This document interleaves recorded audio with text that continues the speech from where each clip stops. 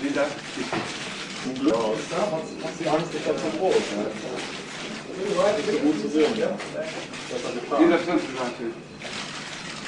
Once the right neck was full front or please. Look front. Can you once again right leg to this level? Once again, one more time.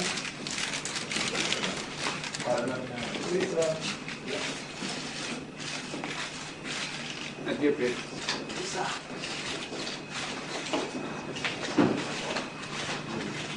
Let's look, please.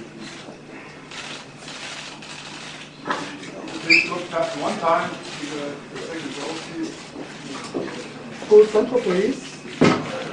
What? Center. Here, please. So, herzlichen Dank. Thank you, Lisa. Yep.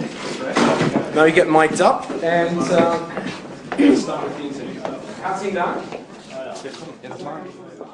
So you've been surrounded all your life by music. What about your dad? Did he make you sing when you were young, and you kind of got the connection due to that, or is that?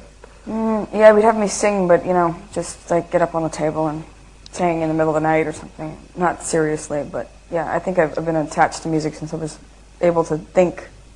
So do you sometimes have the feeling that music in your life is a therapy or something that you wanted to do, or is that something like a burden because you've been surrounded by music all your life? It's a therapy. It's something that's always driven me. There's always been like a song to get me through everything, and very much a part of my life. If you talk to your kids, you have 2 kids, Yeah. And they ask about their grandfather, how do you describe him to them? They kind of have the idea based on. I don't really get into conversations where I'm describing him, but I mean, unless it comes up or there's a story I'm telling or something that happened, or then they laugh. They think it's funny, but they have their own lives, which is good. I don't want them to be overwhelmed by me or him or that. I want them to have their own identity. So it's something that they know and respect, but yet they're not. I don't overwhelm them with it. When they ask, they get an answer, basically. Yeah, Cool. yeah. You deal with your father in a lot of the songs, and one especially is called "Nobody Noticed It," and there's a line saying, "Well, they try to make you look broken, but not while I'm living," and that is very filled with a lot of anger. Who are they, and what have they tried, and why did you put it in a song? Because that was inspired by it was like a tabloidy documentary called E! True Hollywood Story in America, and it was on him. Last days of, I happened to be watching it one night. There was 4 or 5 of those people that were around him, basically talking in such a way that I felt was trying to take his dignity away, which I thought was very important to him. They were, people that were around that were worse than he was and doing things worse than he was, yet making him look a certain way, and have nothing left to do with their lives but sit there and, tarnish his name and his image. It upset me, and that's kind of where I Have they responded to it, to the song? I mean, have you heard any reactions to the song and to the lyrics? From those men? No, not really.